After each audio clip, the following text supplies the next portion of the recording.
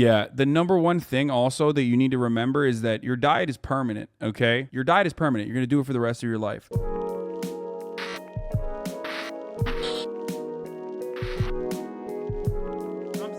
Dietitians debunk 18 weight loss myths. Oh, let's see this. This is going to fucking piss me off. One of the biggest myths that I get from my clients is that I need to skip meals and starve in order to lose weight.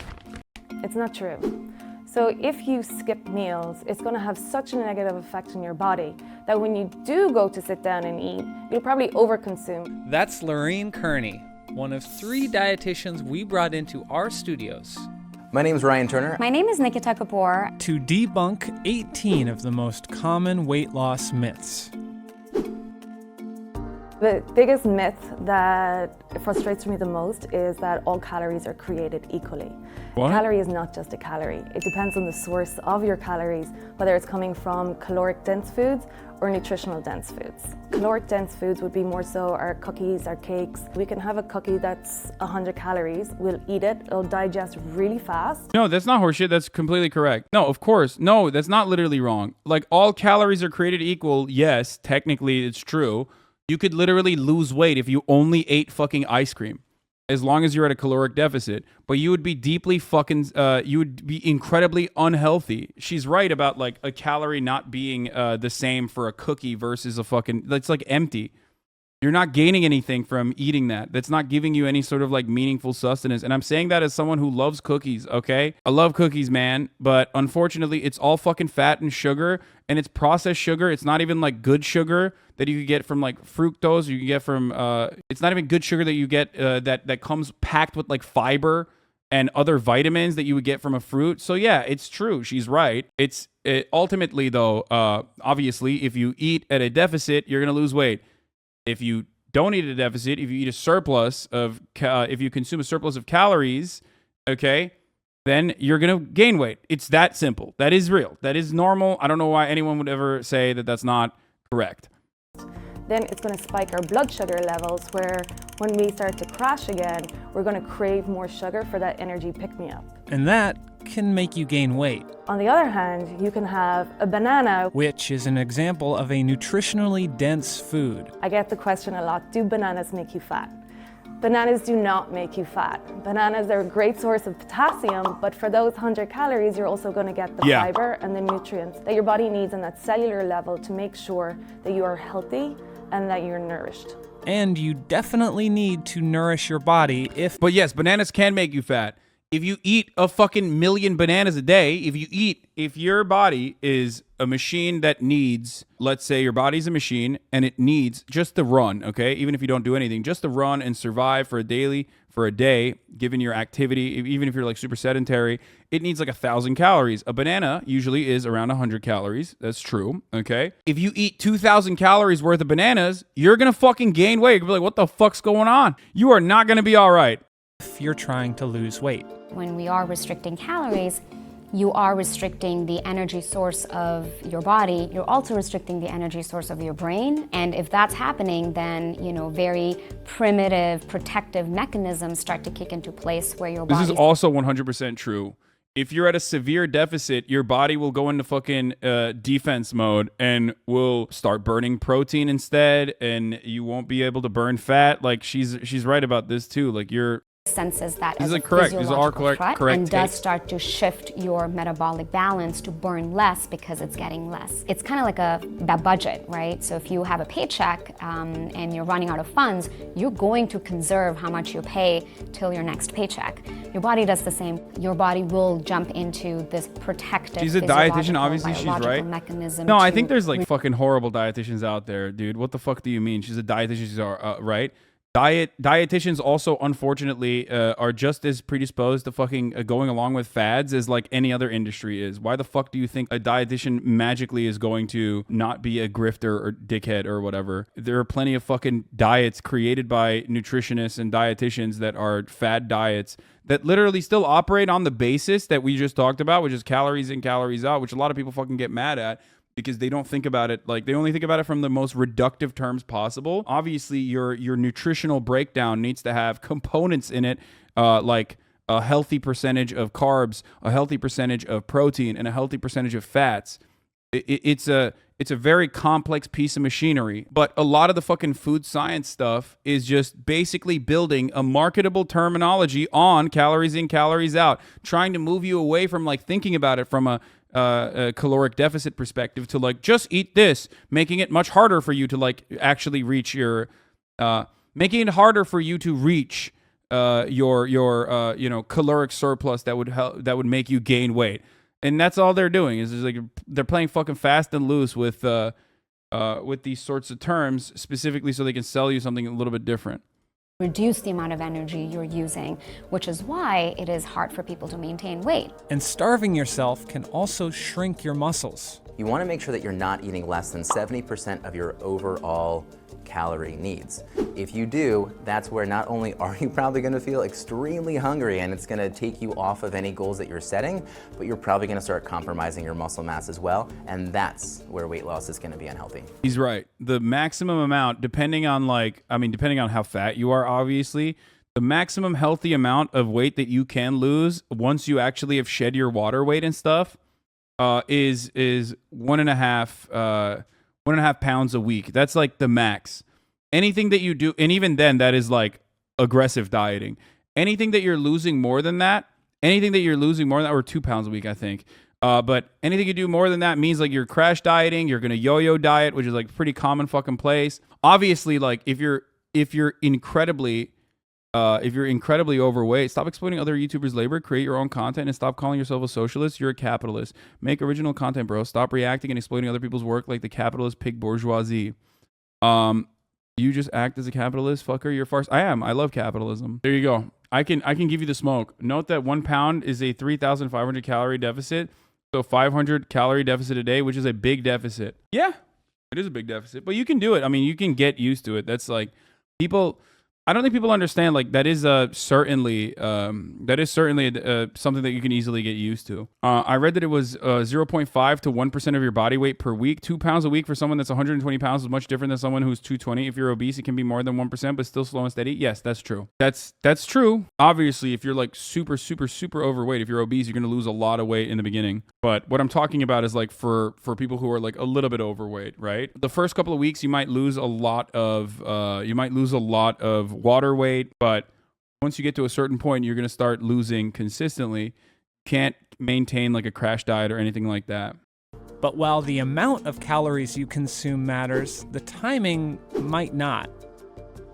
Timing of meals is always a big question. That's awesome. Eating at night makes you gain weight. That's sick. I'm glad that they're shitting on that too. That's Everyone like a comes classic to me and they kind lie. of smirk and they think that I'm going to give them a thumbs up when they say, I don't eat after 6 o'clock or 7 o'clock. And I say, oh, all right, do you enjoy that? And they say no. And I say, well, then maybe eating after is okay. Because timing of day is not going to affect. Do you think intermittent fasting or OMAD is sustainable or a fad? Can it lead to increased BP and cholesterol? No, OMAD is not sustainable for many people. It was for me for many, many years, and it no longer became sustainable once I hit 30. And I realized that like I need to make changes. In a lot of instances, like the way I see it is the changes that you make from 1 meal a day to 3 meals a day are more so about like building habit, whatever is easier for you to do. You can do either, right? But there will be marginal differences, at least like with respect to your calorie burn, your daily calorie burn. But those marginal differences ultimately don't bear itself out in like super, super fucking big changes anyway. Weight loss. Calories are what's going to affect weight loss or body fat loss. So if you eat a bunch of additional calories and you're in calorie surplus and those are coming late at night, then that's what's causing something like weight gain. And what about eating first thing in the morning? It depends on the body and it depends on the person. Like I don't eat breakfast. I don't need to eat breakfast. But it's not for everybody. I love breakfast, and I think like many people probably love breakfast too. But it's super easy for me to just like never eat breakfast. I don't eat until like around 2 p.m. As you guys know, literally at the top of the hour, there's a 60-second ad break, and also on top of that, you can avoid those ads, and that's usually around the time when I realize like, oh, ding, ding, ding, it's time for me to eat. Okay, it's time for me to order food, or it's time for me to make food and eat. Holy shit, you bitch. What the fuck, you motherfucker. Yeah. You know, at the top of the hour, there's a 6-second ad break. And obviously, in your daily diet, if you don't want to have the ad consumption, here's the 1-minute ad break now. And their relationship with food.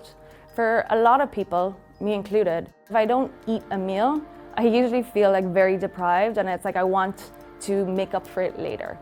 If that happens, then that's where we can add in like a lot of calories. Personally, I'm a huge advocate of breakfast. Our body Dude, okay, runs I'm sorry, but like literally everything that they've mentioned is something that you could fucking track with an application like MyFitnessPal, okay? Hashtag ad, it's free, dude. What the fuck are you talking about? MyFitnessPal is literally free.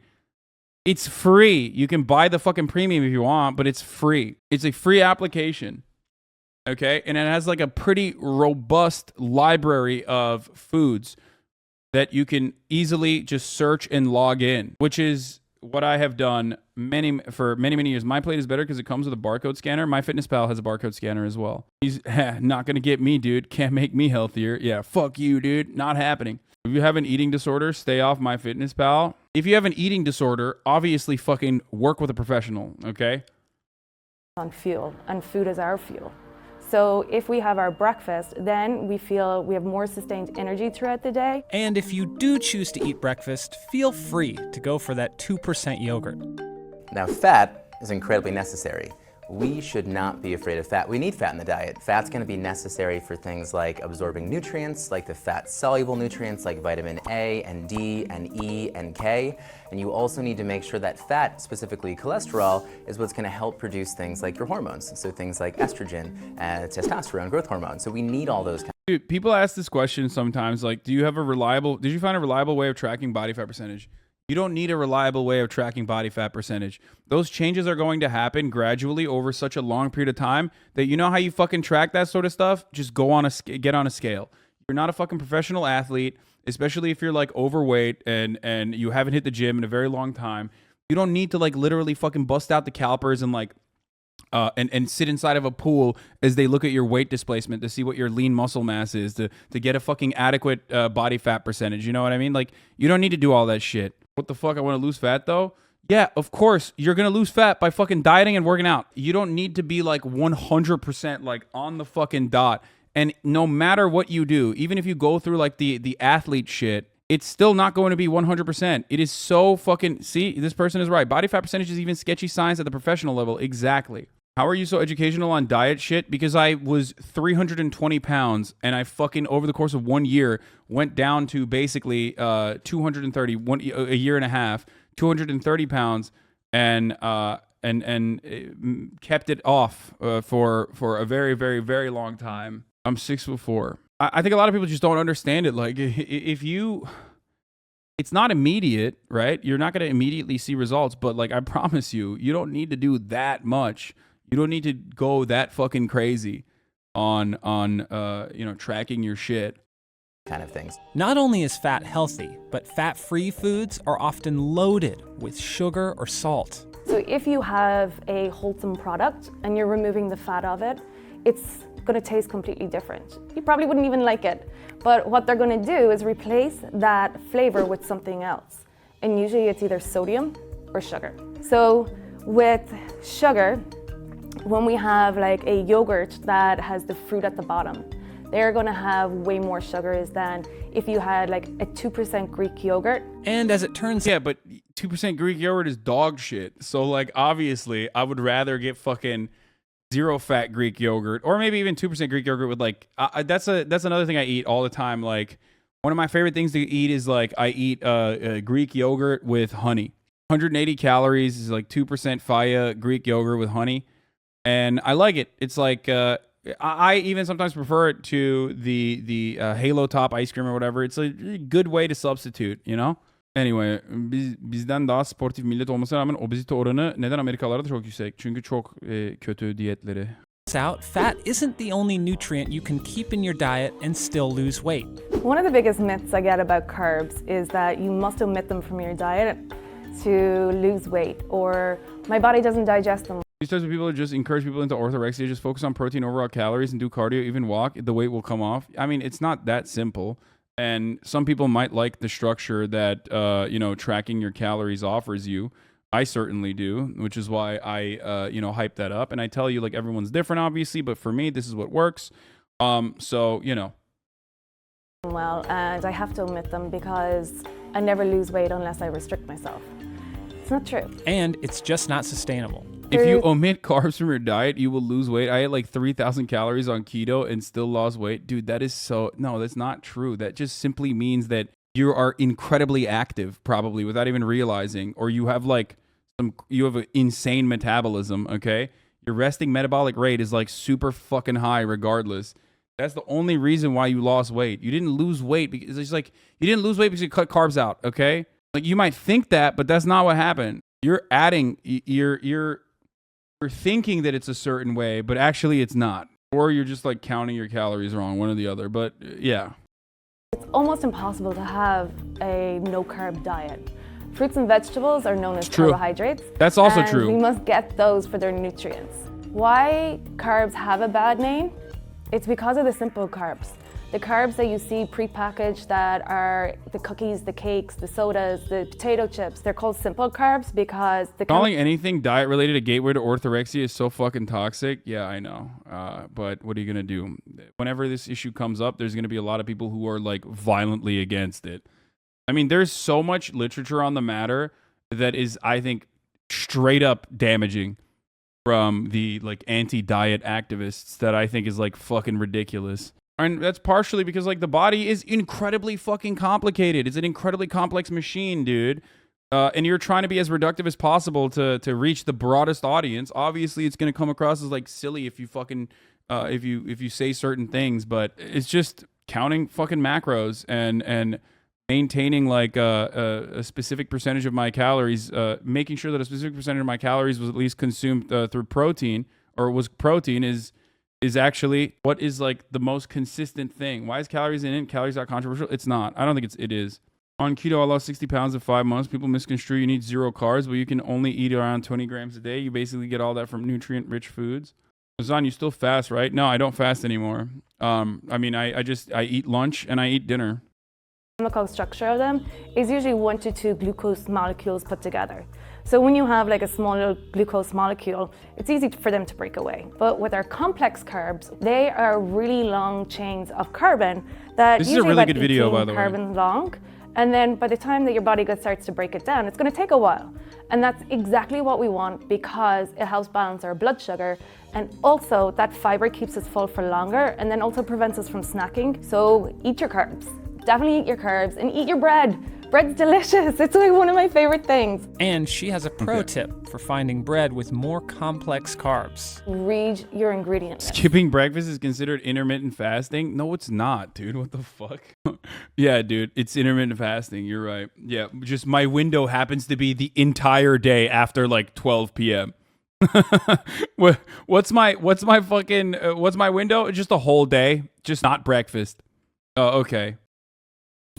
With bread, it's a lot of those mass-produced breads that are in the bread aisle that are shelf-stable. They can last a month without getting mold on them. And when you look at the ingredient list, it's probably about 50 ingredients long. They're the ones we want to avoid. When you're getting bread, get the fresh bread that comes from the local bakery, which is usually around the deli counter area inside grocery stores.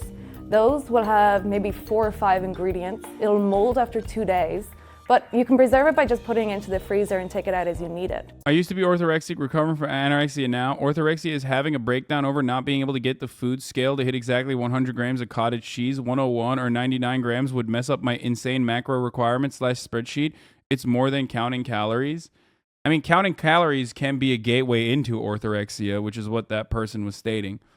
But again, that's why if you have like an eating disorder, you definitely should consult a professional and not some fucking dingus like myself on the internet. And the thing about bread, I don't agree with. I mean, I love bread. I'm Turkish. We eat fucking bread with every meal. Do you train on an empty stomach? Yes, I do. That stuff is like super easy to change. Like being able to train on an empty stomach, being able to fucking, run around on an empty stomach is super. It's just like something that you can absolutely fucking build a habit into if you want to. You don't have to. But anyway, with respect to bread though, I'm not too fond of bread. personally, but that's my own personal choice. And speaking of bread, what about going gluten-free to lose weight? Gluten-free for weight loss can be a huge marketing ploy. So with gluten-free, there are a lot of people that do have an intolerance to gluten, or they have celiac disease, which is where the body starts attacking itself and can deteriorate the body. But there are also people without these conditions I gotta pee, I'll be who are back. looking to Blame something like the gluten without checking the rest of their diet. If you are honest with yourself, recording your food, checking the ingredients, and then you eat the gluten and you feel the intolerance, then great. But a lot of people will choose to just jump in and being like, gluten's the enemy. So most of us don't need to cut out gluten or fat or carbs to lose weight, but there are some products better left on the shelf. The diet sodas are terrible with all the additives, preservatives in them, and the hidden sugars. A lot of the added sugars or the synthetic sugars that are supposed to be great because they don't release insulin, which then doesn't cause a spike in blood sugar levels. But internally, if we don't stimulate the release of insulin, those sugars, the synthetic sugars, go to the liver, build up around the liver, hinder the functioning of the liver, and then can lead to non-alcoholic fatty disease. If I'm gonna have a soda, which I have once in a blue moon, it will be the real thing. Yes, there's more sugar in it, but it's something that I don't have on a regular basis. Better yet, she says, drink water. Jazz up your water, add fruit to it. Add some mint or cucumber, lemon. Did I walk away at the best time or what, dude? Did I walk away to take a little pee-pee at the best time? Myth 9, diet soda helps you lose weight? How dare you? How fucking dare you, dude? How dare they come at me like this? Hidden sugars. A lot are terrible with all the additives, preservatives in them. I'll fight you. And the hidden sugars. A lot of the added sugars or the synthetic sugars that are supposed to be great because they don't release insulin, which then doesn't cause a spike in blood sugar levels. But internally, if we don't stimulate the release of insulin, those sugars, the synthetic sugars, go to the liver, build up around the liver, hinder the functioning of the liver, and then can lead to non-alcoholic fatty disease. If I'm gonna have a soda, which I have once in a blue moon, it will be the real thing. Yes, there's more sugar in it, but it's something that I don't have. That's psychotic, dude. Nope. Don't agree with that. Don't fucking agree with that. I'm sorry. Okay? Tell me I'm doing copium. Don't care. Saying fucking that you should drink soda, especially if you're a big soda boy like me, saying you should drink like real sugar soda, especially when you're a soda boy like me, a soda jerk, if you will. I would be diabetic, dying, and constantly comatose if I drank like real sugar, because I cannot fucking cut it out. Okay. One of the worst parts of COVID was literally when diet soda tasted like shit. Diet Coke tastes like shit, and I was genuinely worried. Like, I didn't say it out loud, but I was legitimately fucking worried that I was never going to be able to taste like DC ever again. Diet soda is not very good for you and doesn't help you lose weight. No, disagree. Exactly. Absolutely disagree. Sorry. Also, diet soda has like horrible fucking additives, obviously. I completely understand that, but I don't need a brain that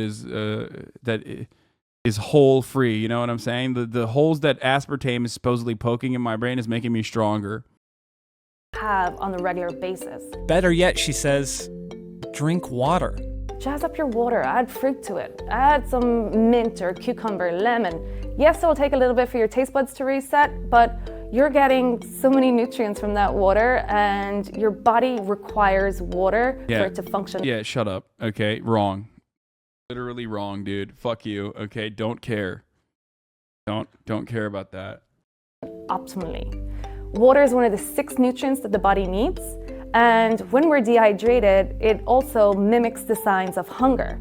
So people turn to food a lot if they're dehydrated, not realizing that they're not hungry. It's just your body saying, give me some water, I'm thirsty. And what about juice? Oh, juice cleanses.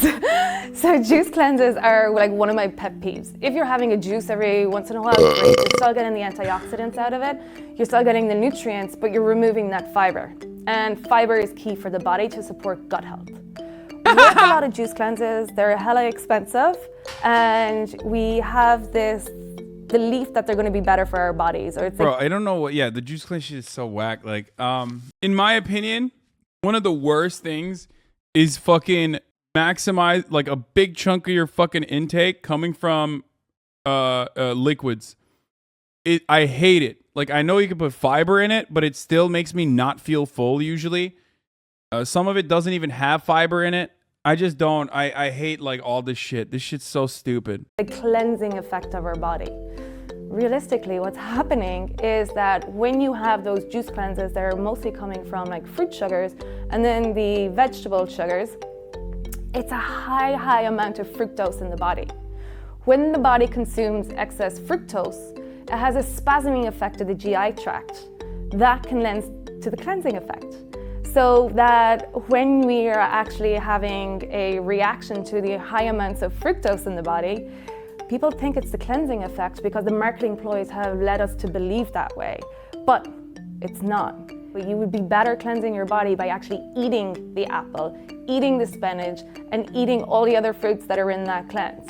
That would be better for you because fiber is our natural detox. What it does is it goes through the body, picks up like excess fat, metabolic waste, and help cleanse it out. But juice cleanses aren't the only diet fads that don't often work.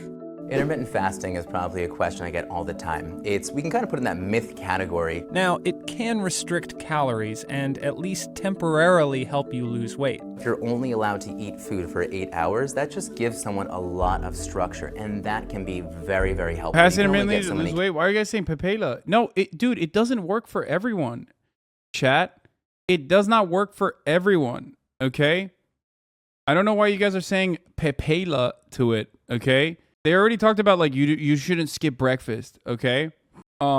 It worked very well for me. I told you guys this already. It worked a lot. It worked really well for me to maintain the caloric deficit that I needed to be at.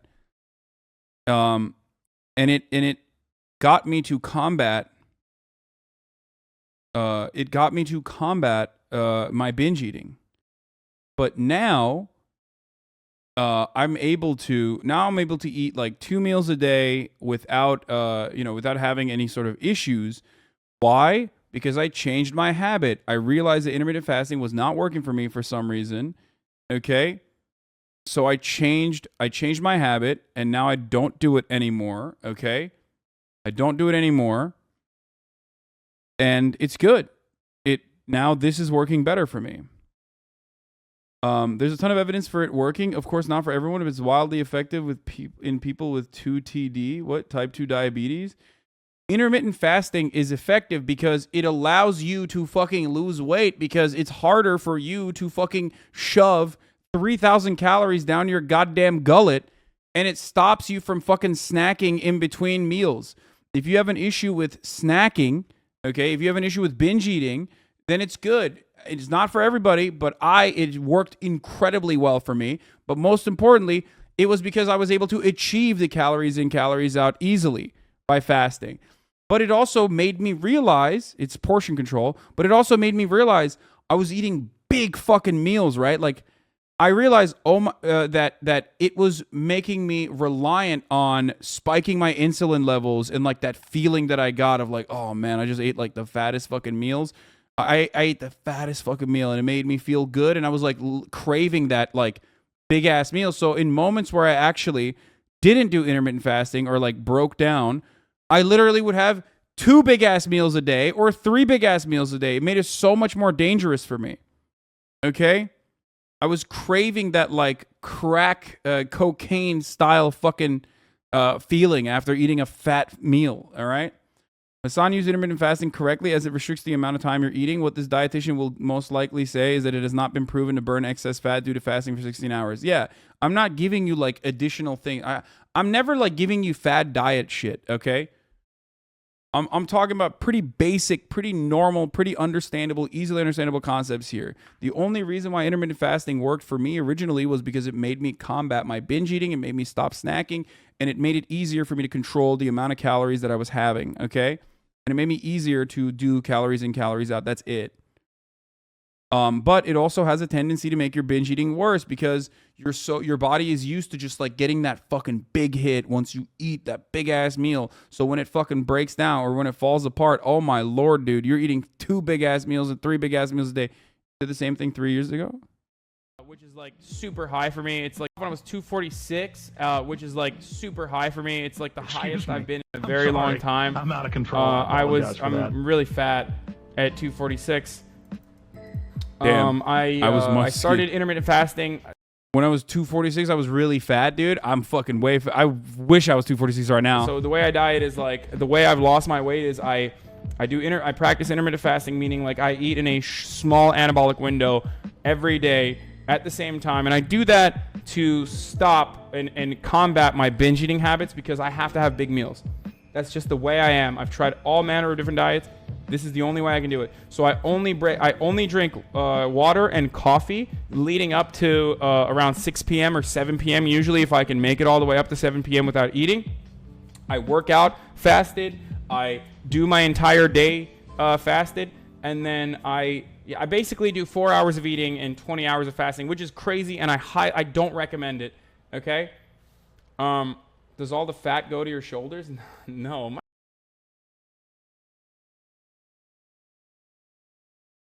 Feeling this Hasanabi Twitch streamers content, I know it's fucked up. This is much younger dude. Yeah, I went from 350 to 240 doing OMAD and cutting off alcohol. It took about 1 year. Yeah. Is this your mic? Your voice sounded totally different. Yes. Yes, that was my old mic. You know what burns calories? Laughter. What?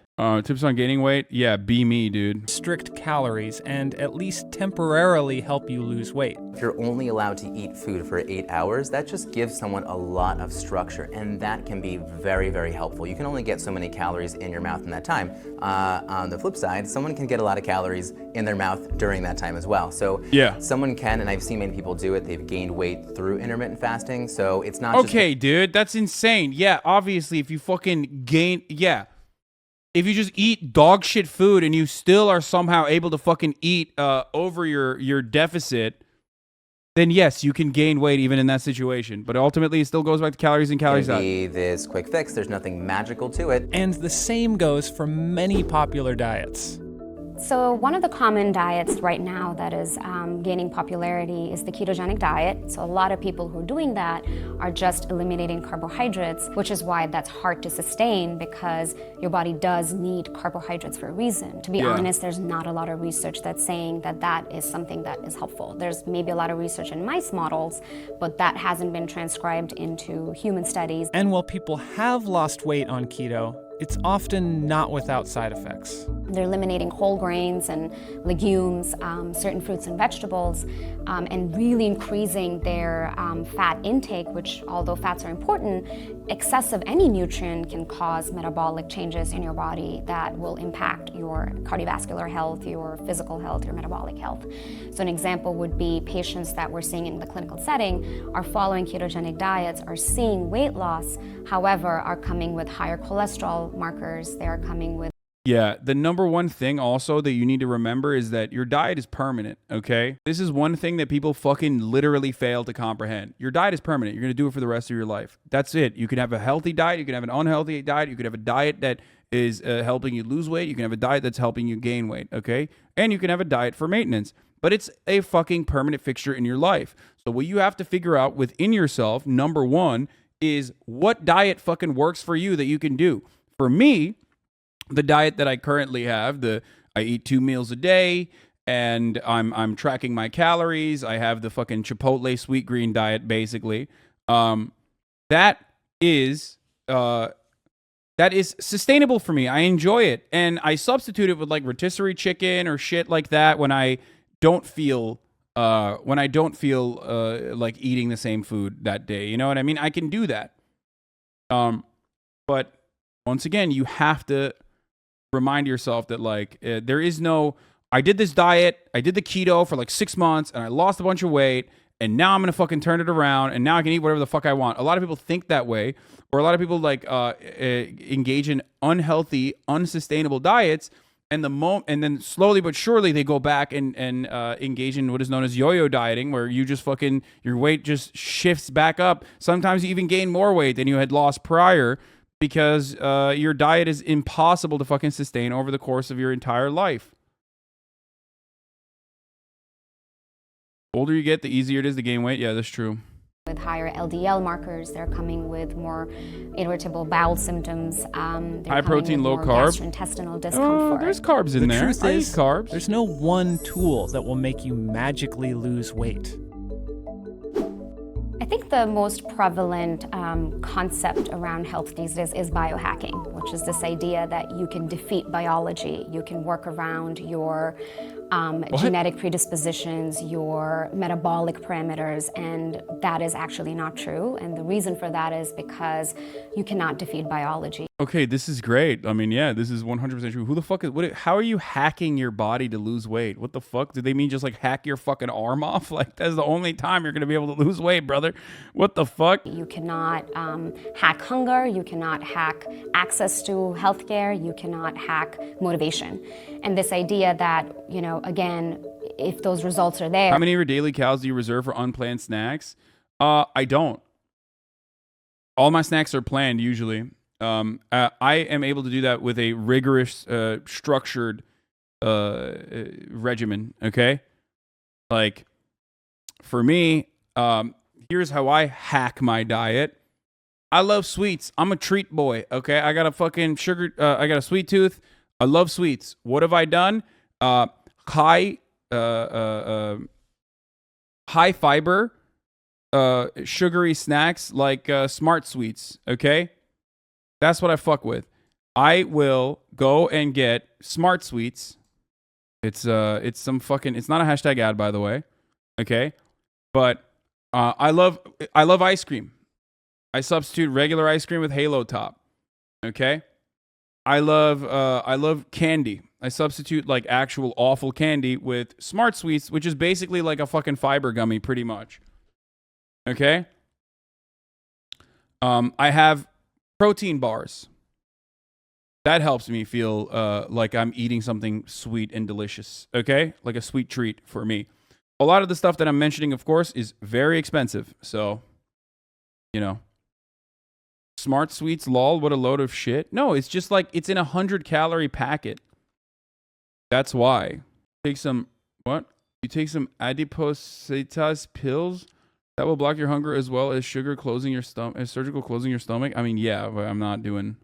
My problem is that I eat for emotional reasons. Yeah, me too. Me too. It takes some time to not do that. For chatter, Smart Sweets are low-key expensive, and if you binge on them too much, you're gonna fart like a motherfucker.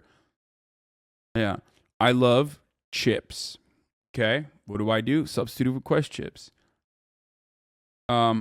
Yeah, for chatters on a budget, they can steal the Smart Sweets from Target in Minecraft. Watermelon with tahini is my smart sweet. I think everything you mentioned has no dairy. Well, I do have dairy, not as much anymore. I used to love dairy. I used to fucking drink like literally like a liter of milk every day, whole milk too. I don't really do it as much now. I do love oat milk. I'm a big fan of oat milk. I straight up love oat milk. So I don't really like milk. I don't really like dairy like that. Cheese is great though. I mean, I love cheese. So I have it on one meal at least whenever I'm having the Chipotle salad bowl that I get. There's always cheese on that, and it's fucking delicious. I also, like, my dad, when he was here, he got like blue cheese. So lately at night, I've been snacking on one fucking slice of bread with apricot jam and blue cheese. You know what I mean? Like a little late night treat, around like 200 calories, maybe a little bit higher than that. It's delicious, dude. Oh my God, it's decadent. It's delectable. It is delightful. It is basically, it's like I'm having a, oh God, Hasanabi is one of those oat milk hoes. I like oat milk, man. I'm sorry. I've literally had I've had more milk than, I've consumed more dairy milk than you can even fucking think a human being can consume, okay? Anyway, you fuck with jam? I thought you don't like fruit. No, I do fuck with jam. That's the only fucking fruit that I consume. Do you toast it? No. No, I don't, because I'm just like starving. I hate cheese but love ice cream. Have like boxes of this and boxes of this ice cream that I will not say. This dude's Turkish, and I used to love that ice cream, by the way. That's a real ice cream in Turkey. I'm not gonna say it, but it's so fucking good.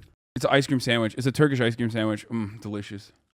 You're going to be able to feel more satisfied is also not true. So this biohacking works on this concept and this belief that, you know, you can work your way and, you know, fix your body. And that prescribes to the social construct that it is up to you to change that. And that's also why most diets don't work.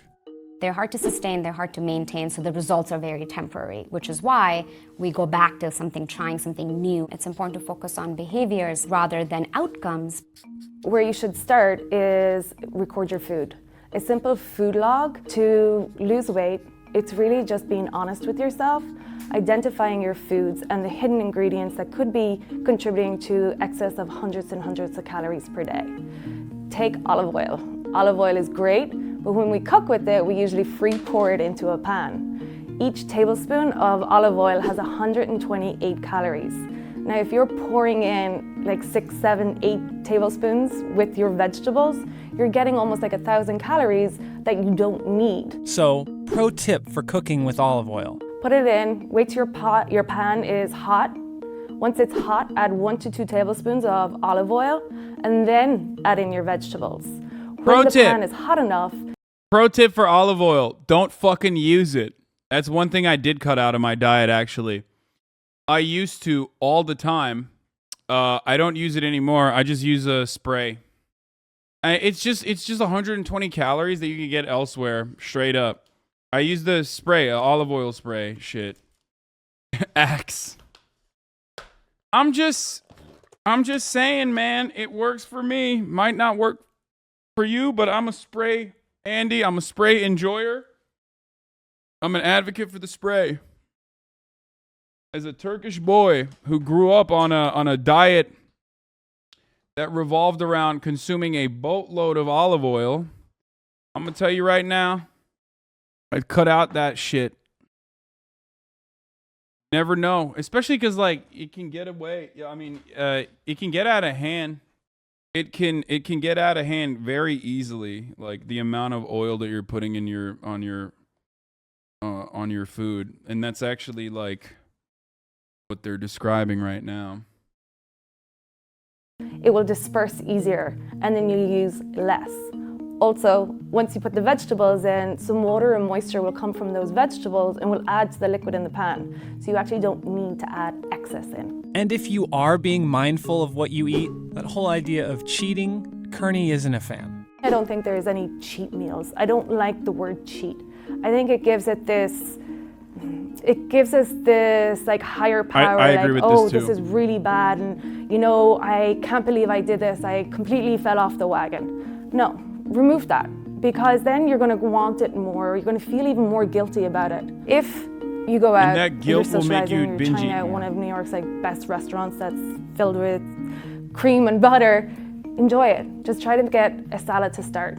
And filling up on salad is a great way to cut the calories.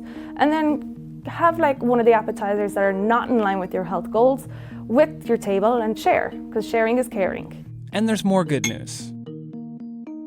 You can still lose weight while drinking occasional alcohol if you're sticking to the cleaner foods.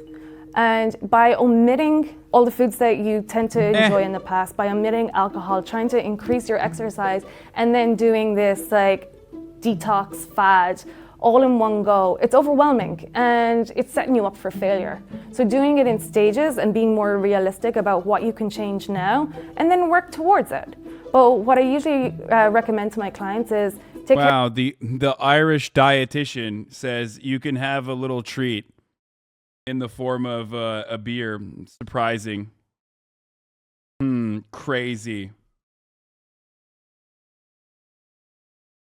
Alcohol is literal fucking poison, dude. It is straight up. And I love it. I've talked about how much I love it, maybe a little too much, okay? Significantly makes it harder for you if you fucking drink alcohol to diet, straight up. It fucks up your metabolism. It fucks up your self-control mechanism. It's all bad. God damn, is it delicious and makes you feel fucking great, okay? But don't do it. Don't do it. What about weed? I don't smoke weed because it destroys my fucking mental portion control capabilities. If I could just like smoke weed and not feel hungry, I would do it all the time. But I can't.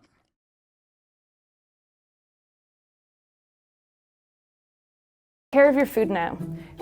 Understand how your body feels when it's nourished. Understand like how your gut health is supposed to be supported, and then we'll focus on alcohol and working in the exercise. But the thing is, no matter how much we care about it, weight definitely isn't everything. I think one of the biggest myths around weight loss and weight is that overweight equals unhealthy, normal weight equals healthy, as defined by the BMI category. BMI is a very inaccurate measure of health because it is just looking at your height and weight without taking into account what your metabolic factors and parameters are, what is your physiological health, your physical health, your sleep, your mental health, your relationship to food, and I think it's very important to factor those things if you really want to define someone, as healthy. And if we're not going to look at it more holistically, I think what that does is it marginalizes people in bigger bodies. Plus, not everyone can lose weight, even if they're putting in the same effort.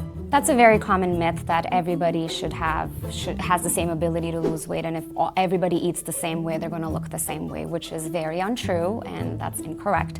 And the reason for that is I think it's important to understand that someone's weight is a factor of so many different things. It is so complex, all the way from your genetic predispositions, your past, your family history, your past medical history, your relationship to food as you're growing up, because not everybody has. That's why I always say these are my experiences, and it can vary drastically from person to person. You're gonna be fat forever, fatty, just accept it and keep buying the junk food that responds to all? No.